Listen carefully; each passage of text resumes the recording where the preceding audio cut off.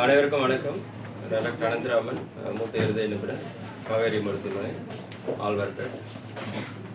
Doctor Arunkumar sir, மூத்த அறுவை சிகிச்சை அறுவை சிகிச்சை நிபுணர். Doctor Ashiq, radiologist. Doctor Mahesh sir, medical director. And doctor Kamal and mister Ayana, அவங்க கேத்லாப் ப்ளஸ் அசோசியேட். இன்றைக்கி வந்துட்டு போயிட்டு டாக் அபவுட் ஸ்பெசிஃபிக்காக ஒரு ப்ரொசீஜர். என்ன அப்படின்னு சொன்னாக்கா, ஹார்ட்டை பொறுத்த மட்டும் 4 வால்வ் இருக்கும். மைட்ரல் வால்வ்ன்றது மேலே லெஃப்ட் சைடில் லெஃப்ட் ஏடிஎம்லேருந்து லெஃப்ட் வென்ட்ரிலுக்கு பிளட் கொண்டு போகிறது. அயோட்டிக் வால்வ், அப்புறம் ரைட் சைடில் ட்ரைகஸ்பிட் அண்ட் பல்மனரி. இந்த அயோட்டிக் வால்வ் சுருக்கம் வர்றது நிறையா வயசானவங்களுக்கு. அது இப்போது ஸ்டாண்டர்ட் ப்ரொசீஜர் ஆகிடுச்சு. சர்ஜரி இல்லாமல் டிரான்ஸ்கேத்தீட்டர் அயோட்டிக் வால்வ் ரிப்ளேஸ்மெண்ட் வந்து ஸ்டாண்டர்ட் ப்ரொசீஜர் பண்ணிவிட்டு 48 ஹவர்ஸில் டிஸ்சார்ஜ் பண்ணிக்கலாம். But mitral valve, native mitral valve என்னும்போது இந்த மைட்ரல் வால்வ் சுற்றி ஒரு ஃபைப்ரஸ் இது இருக்கும், நல்லா டஃப்பாக இருக்கிறதுக்கு. ஏன்னா ப்ரெஷர் டிஃப்ரென்ஸ் அதிகம் லெஃப்ட் வென்ட்ரிக்கிளுக்கும் லெஃப்ட் ஏட்ரிக்கும் நடுவில். பட் சில பேருக்கு அந்த ஃபைப்ரஸ் இது வந்து கால்சியம் ஆகிடும். கால்சியம் ஆகிட்டா அதுக்கு பேர் மைட்ரல் ஆனுலார் கால்சியம்னு சொல்கிறது. இந்த மைட்ரல் ஆனுலார் கால்சியம் வரக்குள்ள சில பேருக்கு சுருக்கம் வரும் வால்வில், சில பேருக்கு வால்வில் லீக் வரும். இந்த பேஷண்ட்டுக்கு ரெண்டுமே இருந்தது, சுருக்கம் அதிகமாக இருந்தது, லீக்கும் இருந்தது. அப்படி இருக்கும்போது இந்த டிரான்ஸ்கேத்தீட்டர் வால்வ் அதில் கொண்டு போய் பொருத்துறது கொஞ்சம் கஷ்டம். ஏன்னா ஒன்று அங்கே ஆங்கரிங் அங்கேயே பொருந்தணும், ரெண்டாவது வால்வை சுற்றி லீக் வரக்கூடாது. மைட்ரல் வால்வ் வந்து எலிப்டிக்கல் ஸ்ட்ரக்சர், நம்ம போடுற வால்வ் வந்து சர்க்குலர் ஸ்ட்ரக்சர். தேர்ட் திங் வந்து இந்த மைட்ரல் வால்வும் பிளட் வெளியில் போகிறது, லெஃப்ட் வென்ட்ரிகுலர் அவுட்ஃப்ளோ ட்ராக்ட்னு சொல்கிறது, அதுவும் ரொம்ப க்ளோஸ்லி அசோசியேட்டட். இந்த வால்வ் ரொம்ப டீப்பாக போச்சுன்னா அதை அப்ஸ்ட்ரக்ட் பண்ணும், ரொம்ப மேலே வந்துச்சுன்னா அந்த வால்வ் வழியாக லீக் வரும். ஸோ இதுக்கு சர்ஜரி வந்து மைட்ரல் ஆனுலார் கால்சியம் சர்ஜரி வந்து ரிஸ்க் அதிகம். அதுவும் ஹெவி கால்சியம் இருக்கும்போது இந்த கால்சியம் ஃபுல்லாக எடுத்துகிட்டு சர்ஜரி பண்ணணும். இந்த கால்சியம் ரிமூவ் பண்ணுற மெக்கானிசமே வந்து பாடியில் ஒரு சிஸ்டமிக் இன்ஃப்ளமேஷன் க்ரியேட் பண்ணும். அதுவே வந்து பேஷண்ட்டுக்கு நல்லதில்லை. ஏன்னா மார்டாலிட்டி ரேட் அப் டு 30% வரைக்கும் இருக்குது 1 month. டிரான்ஸ்கேத்தீட்டர் வால்வ் அசச் நார்மலாக போடுறது கஷ்டம். ஸோ ப்ரொசீஜர் இப்போ இது வரைக்கும் டெவலப் பண்ணது வந்து அதே டிரான்ஸ்கேத்தீட்டர் வால்வை ஹார்ட் ஓப்பன் பண்ணி மேலே லெஃப்ட் ரைட்டில் வந்து டைரக்ட் விஷுவலைசேஷனில் இம்ப்ளான்ட் பண்ணுறது தான் so far technique has been used. ரெண்டாவது அந்த வால்வை சுற்றி ஃபெல்ட்னு சொல்கிறது, அதை ஸ்டிச் பண்ணி அந்த சர்க்குலர் இதை எக்ஸ்பேண்ட் பண்ணும்போது மீதி இருக்கிற கேப்பை அந்த ஃபெல்ட் ஃபில் பண்ணும். பட் சில பேருக்கு இந்த ஹார்ட்டை ஓப்பன் பண்ணுறதே கஷ்டம். ஸோ இந்த பேஷண்ட் 83 வயசு, 2 தடவை ரேடியோதெரப்பி பண்ணியிருக்கு. ஒன்று வந்து இதுக்கு முன்னாடி சிஏ பிரஸ்ட் கார்சினோமா இருந்து சர்ஜரி பண்ணி ரேடியோதெரப்பி. ரெண்டாவது ஃபுட் பைப் சிஏ ஈசோஃபேகஸ்ன்னு சொல்கிறது, அதுக்கு ரேடியோதெரப்பி கொடுத்துருக்கு. இது ஒரு தடவை ரேடியோதெரப்பி கொடுக்கும்போது உள்ளே இருக்கிற டிஷ்யூலாம் ஒட்டிக்கும். அப்போது சர்ஜரி பண்ண முடியாது, நார்மல் சர்ஜரியும் பண்ண முடியாது, மினிமல் இன்வேசிவ் சர்ஜரியும் பண்ண முடியாது. ஸோ இவங்களுக்கு அடிக்கடி ரெக்கரண்ட் ஹாஸ்பிட்டல் அட்மிஷன், மாதம் 2-3 தடவை அட்மிஷன் இருந்தது. இது போக மற்ற ப்ராப்ளம்ஸும் இருந்தது. ஸ்லீப் ஆப்னியான்னு சொல்லிட்டு அதுக்கு நைட்டில் மெஷின் வைக்கிறது, ப்ளஸ் டிபி இருந்தது 6 months பேக். அப்போ ட்ரீட்மெண்ட் ஆப்ஷனே இல்லாமல் இருந்தாங்க, சர்ஜரியும் இல்லை, ஷி வாஸ் சஃபரிங். தூங்கவும் முடியாது, உட்காந்துட்டே தூங்குறது, கால் வீக்கம், மூச்சு வாங்குறது, இதே மாதிரி இருந்தது மாற்றலாம்.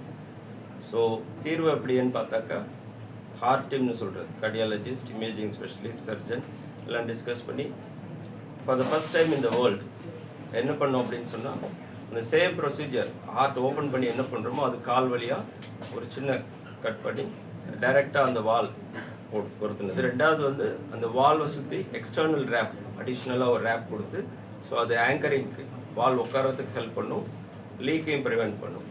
ஸோ அது பண்ணதுக்கப்புறம் அது கொண்டு போயிட்டு அந்த பலூன் வச்சு வால் ஓப்பன் பண்ணிவிட்டு, டெக்னாலஜி வந்து 3D echo and CT scan அதை யூஸ் பண்ணி அது ரெண்டுமே கேத்லாப்பில் வந்து பார்த்து வால் சரியாக பொருந்தினதுக்கப்புறம் அதை எடுத்தது. தேர்ட் மேஜர் ப்ராப்ளம், இந்த வால் பொருத்தும் போது மூமெண்ட் ஒரு சைடு இல்லை ஒரு சைடு இருக்கக்கூடாது, ஸ்ட்ரைட்டாக இருக்கணும். அதுக்கு அயோட்டிக் வால்வில் ஒரு பலூன் வச்சு இன்ஃப்ளேட் பண்ணி கிஸ்ஸிங் பலூன்னு சொல்கிறது, இங்கே ஒரு பலூன் இங்கே ஒரு பலூன், அப்போது orientation will be direct. So this the first time இந்த வேர்ல்ட் இட்ஸ் பீன் டன். கால் வழியாக டிரான்ஸ்கத்தீட்டர், டிரான்செப்டர், mitral valve in MAC, mitral annular calcium, with so much planning and 3D modeling. Patient is doing well. For 3 weeks ஆயிடுச்சு, she is at home. The breathlessness எதுவும் இல்லை, நார்மலாக இருக்காங்க, நார்மலாக சாப்பிட முடியுது.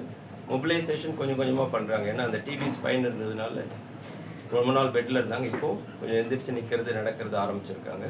but breathlessness complete இல்லை. So this is the procedure.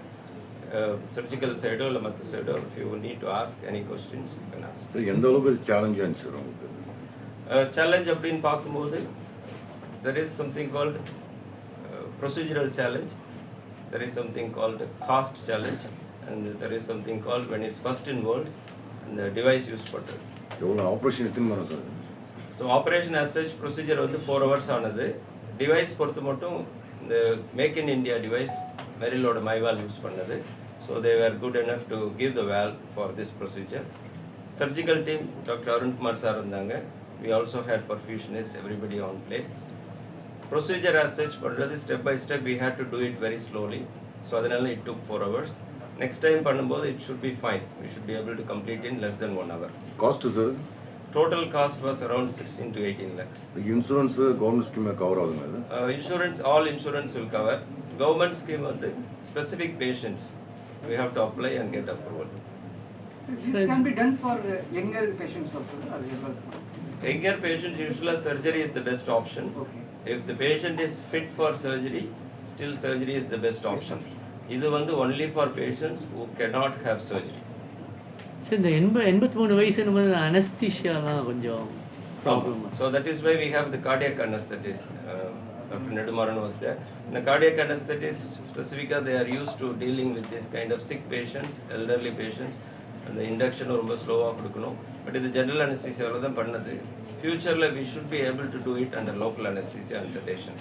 இப்போ aortic valve, transcatheter aortic valve பண்ணும்போது இப்போ increasingly about 80 to 90% local anaesthesia செடேஷனில் தான் பண்ணுறோம், ஜெனரல் அனஸ்தீசியா கொடுக்கறதில்ல.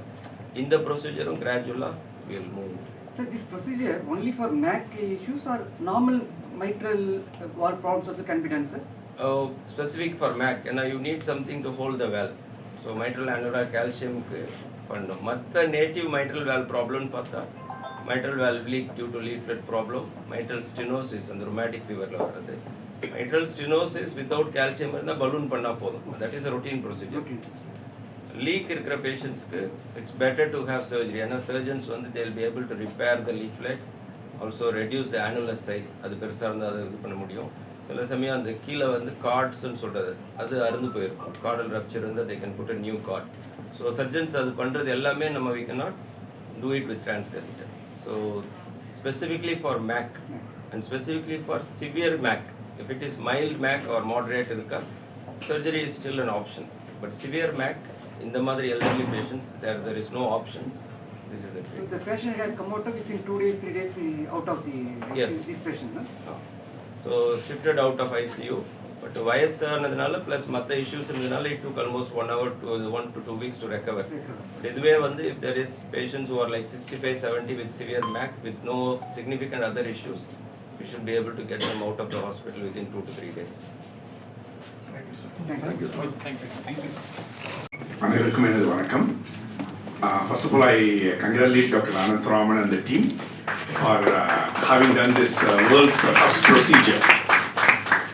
So many times, somebody comes with a heart issue, repeated issues வந்து ஒரு ஸ்டாண்டர்ட் சொல்யூஷன்ஸ் ஒன்று இருக்கும். பட் இந்த மாதிரி இவங்க 83-year-old இவ்வளோ காம்ப்ளிகேஷன் இருக்கப்ப it has to be customized for the individual patient.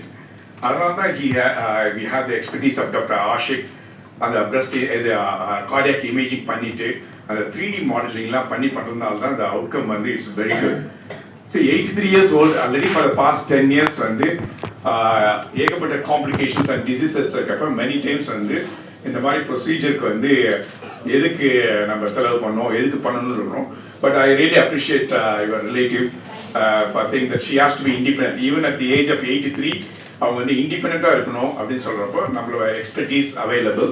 And also doctor Anantharaman was saying the hybrid cath lab we have.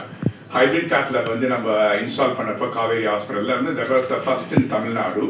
இந்த மாதிரி இவ்வளோ பெரிய இன்ஃப்ராஸ்ட்ரக்சர் எதனால் பண்ண முடியுதுன்னா expertise doctor Anantharaman, doctor Ashik, doctor Sundar அவங்களோட எக்ஸ்பர்டீஸ்லாம் இருக்கிறனால தான் நம்ம பண்ண முடியுது. And also we can say that it's almost a scientist kind of thing, what you explained. It's just not the doctor, but a scientist, cardiac scientist. I congratulate everyone.